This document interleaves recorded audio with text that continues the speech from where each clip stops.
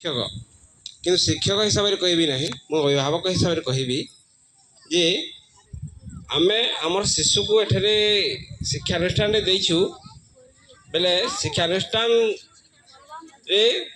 शिशुटी किपरि भल भाव उन्नति कर तार गुरु दायित्व तो उभय अनुष्ठान कर्मकर्ता निर्भर कर एवं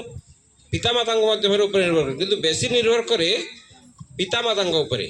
शिशुटी अनुष्ठान रहे मात्र 6 घंटा 6 घंटा रे से माने किछि कर मात्र दैनिक 24 घंटा 18 घंटा शिशुटी माँ बापा ठारे रोचे माँ बापा शिशु को जेपरी संस्कार देवे आ जेहेतु आम अनुष्ठान टी छोट दिन शिशुटी को आम पठाऊँ माँ बापा आम जेपरी संस्कार शिखेबा शिशुटी सेपरी हो पार से दिवस मुख्य लक्ष्य हूँ शिशु मान किपरि माता पिता को मानवे माता पिता को मानवे केवे जिते बेले आम शिशु को किसी शिखेबा बोले शिशु को संस्कार देवा शिशु को संस्कार देले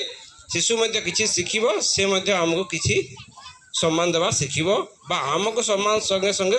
दुनियार समस्त को से गुरु हो कि अन्य जे हो सम्मान दे शिखिब आउ यही अवसर में समस्त को मो तरफ कहूँ जे से माने निज निज शिशु को किसी शिखाइबे जहाँद्वारा कि से संसार रे बा दुनिया रे एवं पढ़ुची से भविष्य में निजर संसार गढ़ से संसार रे किसी भल मनुष्यटी हे से समस्ते किसी शिखेबे ताको एति कहि शेष करूछि। धन्यवाद।